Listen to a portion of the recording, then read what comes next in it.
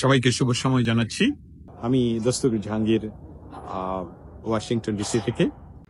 যুক্তরাষ্ট্রের পররাষ্ট্র দপ্তরের নিয়মিত প্রেস ব্রিফিং শেষে আমি নিয়তই এখানে যখনই প্রেস ব্রিফিং থাকে এবং প্রেস ব্রিফিং উত্তর আপনাদের সামনে এসে কথা বলার চেষ্টা করি। আজকেও প্রেস ব্রিফিং ছিল।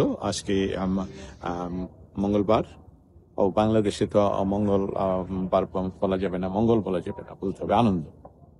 আচ্ছা, সেই বিষয় নিয়ে কথা হবে। যারা আমাকে সরাসরি দেখতে পাচ্ছেন, শুনতে পাচ্ছেন, আপনাদের সবাইকে শুভেচ্ছা জানাচ্ছি ওয়াশিংটন ডিসি থেকে। আমার পিছনে আবারও দেখতে পাচ্ছেন পৃথিবীর প্রায় সকল দেশের পতাকাগুলো। আজকে প্রেস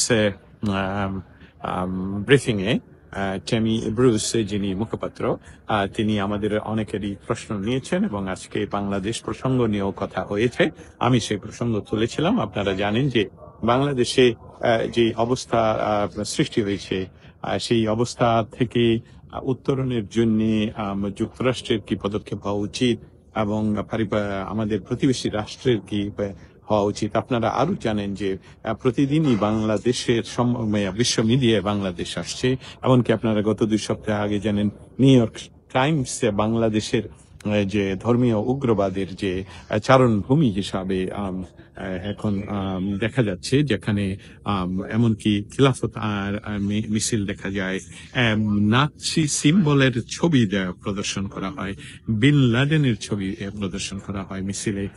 সেই সকল সমস্ত কিছুই পশ্চিমা গণমাধ্যমের কাছে যেরকম, যেমন মার্চ ফর গাজাতে যেই উদ্দেশ্যটা ছিল, সেই উদ্দেশ্যটা সঠিক ব্যবহার না করে আমেরিকার প্রেসিডেন্ট ডোনাল্ড ট্রাম্পের ছবির উপর জুতা প্রদর্শন বা জুতা দিয়ে আঘাত করা বা জুতা দিয়ে পিটানো, এই সকল বিষয়গুলো যুক্তরাষ্ট্রের হোয়াইট হাউস এবং স্টেট ডিপার্টমেন্টের কাছে তাদের ইনফরমেশন রয়েছে। শুধু গণমাধ্যম থেকে নয়, বাংলাদেশের গণমাধ্যম সেগুলো প্রচারিত করেও না, কিন্তু আমরা সকলেই জানি যে বিষয়টা, সেটা হলো যে এই মুহূর্তে পৃথিবীতে সবচেয়ে শক্তিশালী যে মাধ্যম, সেটা হলো সামাজিক মাধ্যম, এবং সেই সামাজিক মাধ্যমে এই ছবিগুলো, ভিডিওগুলো ছড়িয়ে পড়ে, যার ফলশ্রুতিতে যুক্তরাষ্ট্র সহ পৃথিবীর সকল দেশেই এবং বড় বড় পশ্চিমা গণমাধ্যমগুলো এই ছবিগুলো রিপ্রিন্ট করে এবং তারা এই সংবাদ ছাপায়।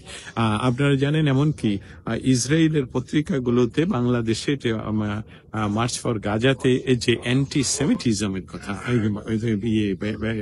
অ্যান্টিসেমিটিজমের যে সিম্বল, যে বিষয়গুলো প্রকাশ পেয়েছে, যেমন ইহুদিদের নামকরণে বা ইহুদিদের সম্পদের উপর তথাকথিত ইহুদিদের সম্পদের উপর আঘাত করার যে ধ্বংস লীলা চলছে বাংলাদেশে, যেমন কোকা-কোলা, যেমন KFC, যেমন পিৎজা হাট, এমনকি বাটা শু আসলে ইহুদিদের নয় এবং আমেরিকারও নয়। বাটা শু হলো চেক রিপাবলিকের পারিবারিক ব্যবসা, এটা বিশ্বব্যাপী। এবং এই সকল বিষয় যুক্তরাষ্ট্রের পররাষ্ট্র দপ্তরের সামনে আজকে আমি তুলে ধরে প্রশ্ন করি। আপনাদের সকলের জন্য আমি জানাচ্ছি যে আজকে এই প্রশ্নটা আমি তুলে ধরি যে বাংলাদেশে এই মুহূর্তে যে ধর্মীয় উগ্রবাদের সৃষ্টি হয়েছে, যেটা এমনকি নিউ ইয়র্ক টাইম ও রিপোর্ট করেছে, এবং বাংলাদেশে যে সরকার রয়েছে, ইন্টারিম গভর্নমেন্ট, সেই সরকারের উপদেষ্টাদের উৎসাহতে এইসব বিষয়গুলো ঘটছে, এবং তারা এই ধর্মীয় উগ্রবাদের বা আমেরিকান প্রতিষ্ঠান, যেমন আমেরিকান প্রতিষ্ঠান বলতে এই প্রতিষ্ঠানগুলো কিন্তু বাংলাদেশে আমেরিকান প্রতিষ্ঠান নয়। আমি আবারও যারা আমাকে শুনছেন এবং বুঝতে পারছেন তাদেরকে সকলকেই বলছি যে বাংলাদেশে KFC, কিন্তু KFC সেটা বাংলাদেশের মালিক, সেটা শুধু ফ্র্যাঞ্চাইজ, আমেরিকান ফ্র্যাঞ্চাইজ, আমেরিকার নাম তারা ব্যবহার করতে পারে। এবং ঠিক একই কারণে কোকা-কোলা, সেটা কিন্তু বাংলাদেশি আপনার ভাই বোন বা পাড়া প্রতিবেশী, চাচা, বাবা, খালা অথবা এদেরই ব্যবসা, এবং এই ব্যবসাগুলো ইহুদিদের নাম ধরে পৃথিবীতে বা আমেরিকা যে বিষয়টার শূন্য টলারেন্সে নেই, সেটা হলো ইহুদিদের নাম ধরে কোনো কিছু অন্যায়ভাবে আক্রমণ করা, সেটাকে অ্যান্টিসেমিটিজম হিসেবে তারা ধরে।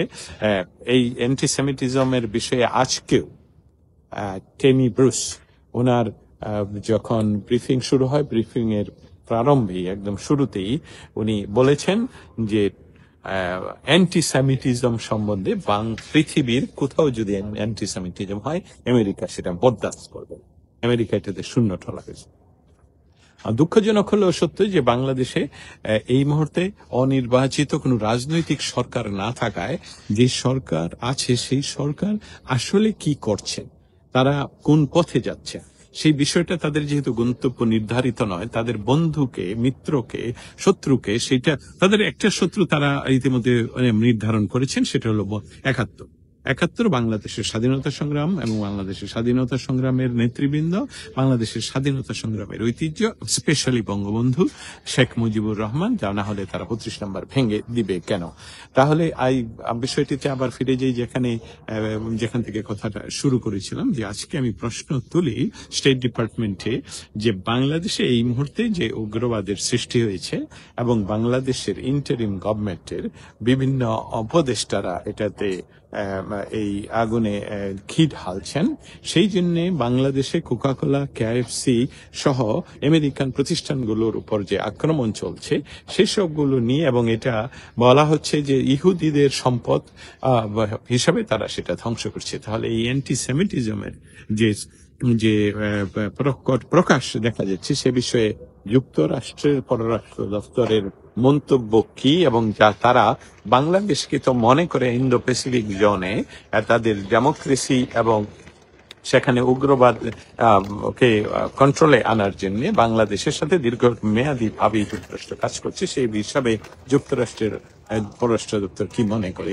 উনি আমার বক্তব্যটার এক পর্যায়ে নিয়ে বলেন যে বাংলাদেশ সম্বন্ধে আমরা জানি যে এই মুহূর্তে বাংলাদেশ সম্বন্ধে অনেক কথা হচ্ছে, অনেক জায়গায় কথা হচ্ছে, আন্তর্জাতিক ভাবে কথা হচ্ছে।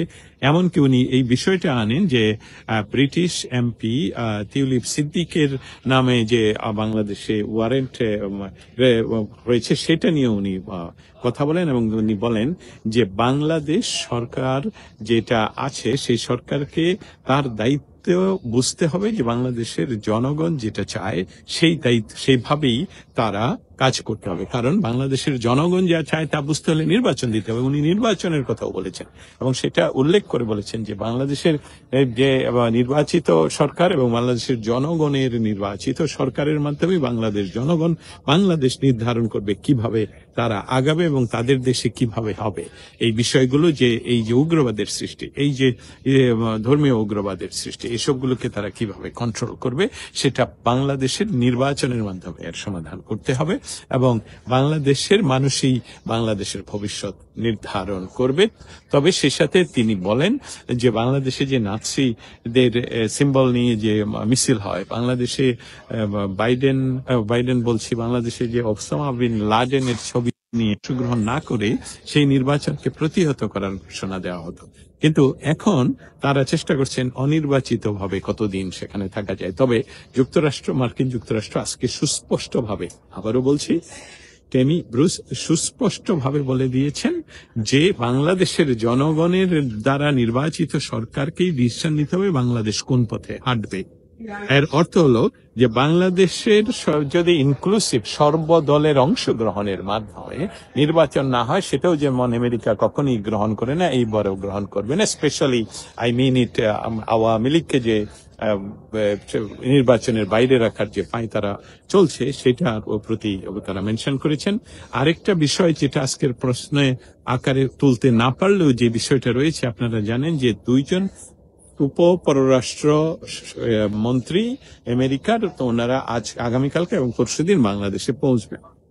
আপনারা জানেন আরাকান আর্মিরা বা আরাকান নিয়ে একটি অঞ্চল, যেটা ম্যাপ আমার সামনে থাকলে ভালো হতো, যে সেই অঞ্চলটা তারা সেখানে দখল করে আছে, এবং সেখানে যাতে করে বাংলাদেশ তাদেরকে সহযোগিতা করবে কি করবে না, এই সকল বিষয় নিয়ে হয়তোবা আমেরিকান এই উপপররাষ্ট্র মন্ত্রীদ্বয়ের আগমন। একজন হলো ইন্দো প্যাসিফিক জোনের দায়িত্বপ্রাপ্ত, আরেকজন হলো আমাদের ইন্দো প্যাসিফিক জোন, কিন্তু স্পেশালি সাউথ ইস্ট এশিয়া, আমাদের বাংলাদেশ ও আফগানিস্তান থেকে বাংলাদেশ পর্যন্ত। অতএব এই দুইজনের যে বাংলাদেশে আগমন, এটাও একটা সিগনিফিকেন্ট কারণ যে বাংলাদেশকে ইউনূস সরকার কি অন্য কোনো দেশের কাছে বিক্রি করে দিচ্ছে। আপনারা ইতিমধ্যে জানেন যে ভারতকে খেপানোর জন্য চায়নাকে আমন্ত্রণ জানানো হয়েছে, 7 সিস্টারের কথা বলা হয়েছে।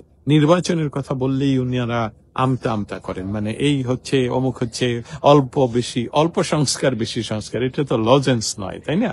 যে আমি তোমাকে ছোট লজেন্স দিলে তুমি এই কাজটা করলে বড় লজেন্স দেবো, এটা আপনার দায়িত্ব নয়। এবং এই বিষয়গুলো মার্কিন পররাষ্ট্র দপ্তর এবং white house, specially white house এবং মার্কিন যুক্তরাষ্ট্রের প্রেসিডেন্ট সকলেই অবগত আছেন কি ঘটছে বাংলাদেশে। কিন্তু দুর্ভাগ্য বাংলাদেশের মানুষের যে এটা আসলে একটু লম্বা প্রসেসে যাচ্ছে, অনেক সময় লাগছে, যেখানে বিকারহীন একজন সরকারের, যিনি সরকার দখল করে সরকারে বসে আছেন, তিনি বিকারহীন ভাবে মানুষকে জেলে পুরে রাখছেন। 100 জনের মতন অ্যাডভোকেটকে একসাথে জেলে পুরে দেন।